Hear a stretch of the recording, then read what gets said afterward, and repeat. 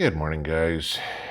Well, I'd say happy Sunday morning, but it's the anniversary of 9/11, so not a whole lot happy in this day, but greetings on a Sunday morning. Let's just say that. In regards to the 9/11 part, let's, as we do every year, hope no crazed person decides to celebrate the anniversary in some homicidal way. You know, years and years and years ago when he was alive, Paul Harvey used to end his broadcasts with, "And that's the rest of the story."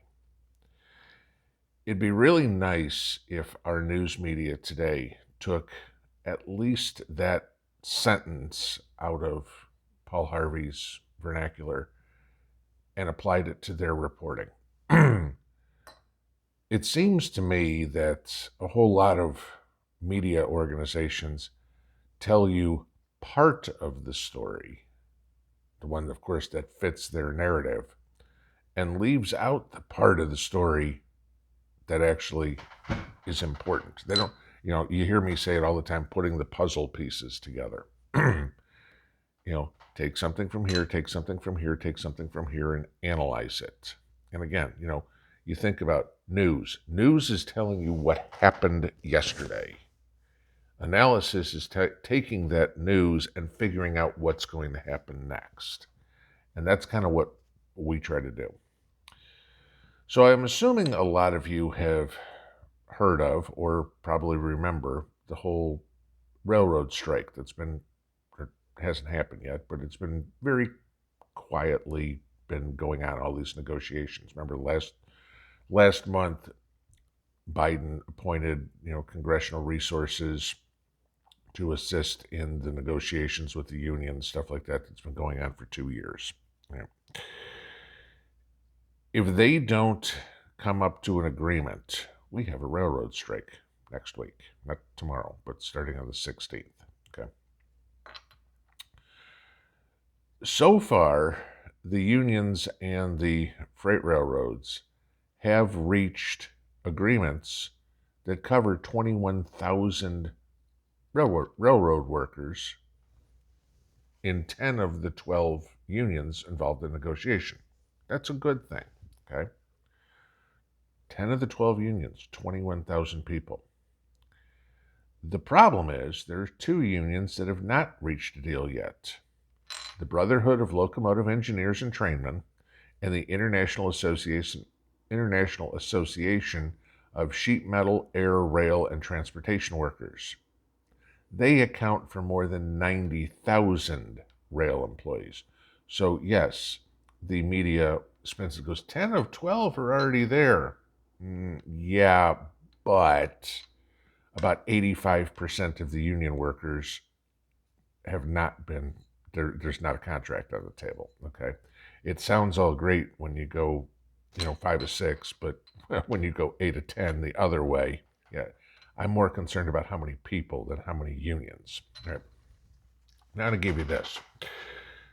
If we go to strike, which I'm not saying we are, I'm hoping that at the 11th hour something happens and this is taken care of. But a railroad work stoppage will cost the U.S. economy $2 billion a day in output. And I know what people are going to come up and say. Well, we can just use the trucks instead. Sure, you can. If you have a magic wand and can come up with 467,000 trucks that it would take to move the material, whatever it is, that's hauled by rail at this point. Okay, we have a trucking problem as is. I don't think that we're just going to snap our fingers and find 500,000 more trucks. Okay, this is what's going to happen, guys. A railroad shutdown next week would practically instantly overwhelm grain storage. Let's get into the food part of it about this. This is, sure, we can talk about all the other stuff that's on there, coal and fuel and everything like that. But let's stick to food here just to make this a shorter video. All right. So you'd have massive grain storage problems because most grain is shipped by rail, okay?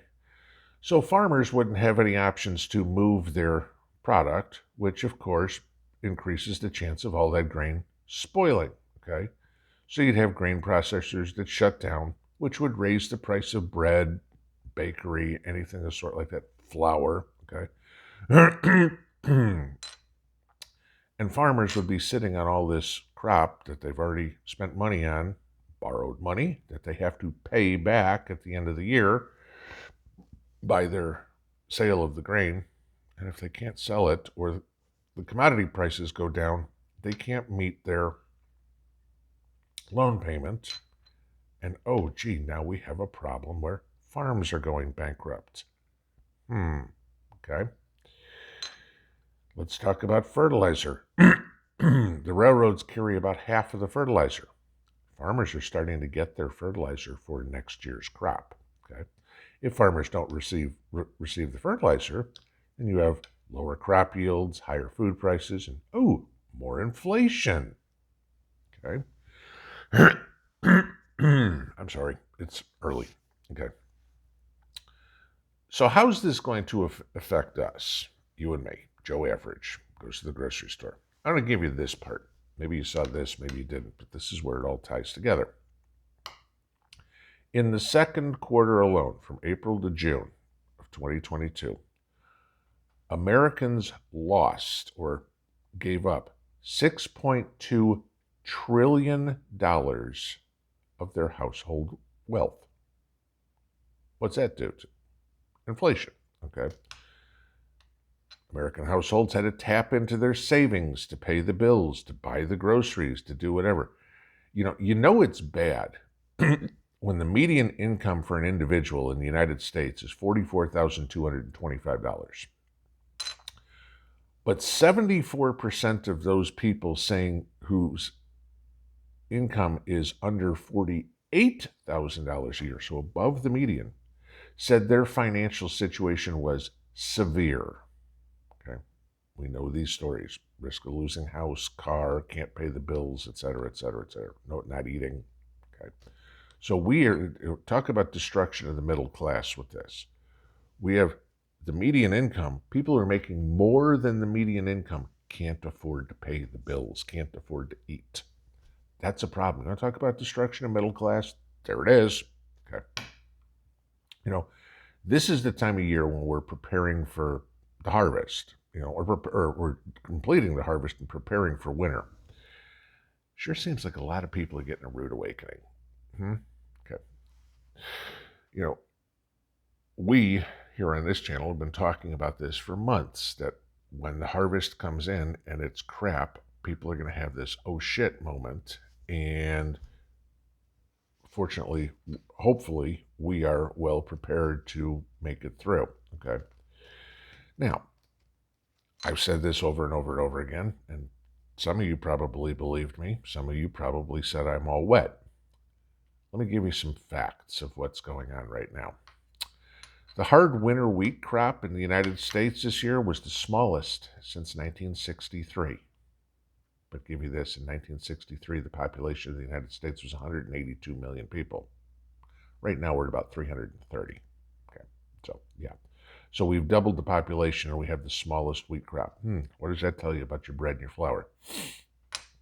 The rice harvest in California will be half of what it is in a normal year. Okay, flour, rice, sounds like prepper staples. The U.S. tomato harvest will be just 10.5 million tons in 2022. That's more than 1 million tons lower than normal. 1 million tons lower, okay? This will be the worst corn harvest in over a decade. And I can go on, and I'll link this below, okay? I mean, we can talk carrots, we can talk celery, we can talk all sorts of stuff. There ain't going to be the food this winter, guys. You're going to see prices of everything go up. Of course, Washington's answer to everything is, well, we need to raise wages. Go back to the trucker or the rail strike, or rail negotiations over the strike. And you know what's going to happen, all right? The government's in there going, well, Union Pacific, well, Burlington Northern, whatever. You need to pay these people more, okay? Not that I'm going to disagree. But what does this cause? This is going to cause more inflation because those companies somehow have to recoup the cost of higher wages. It's as simple as that. They're going at this all backward. Instead of raising wages, they need to be increasing the supply. Okay, I mean, this is the difference between a liberal and a conservative. And I'll just give you this as an example. All right, when there isn't enough food, a liberal's idea is to eat less. A conservative's idea is to grow more. Okay, that's the thing. They want to deal with the wages side of it, where the conservatives want to deal with the supply side of it. That's how you fix inflation, by supply side economics, not the wages and everything like that.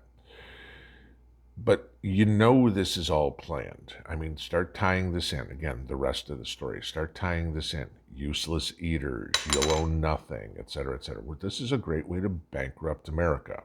Okay, this is the $15 an hour wage people, minimum wage people. This is the one who's spearheading this economic destruction we're in. They have been forever, because they got their economics degree right alongside AOC. They don't know shit. But we're doomed when Janet Yellen comes out and says, this is the greatest economic recovery ever. Really? Okay. Maybe she should visit a food pantry. Okay. Because a lot of Americans are. And the pickings there are getting slim. Enjoy Sunday.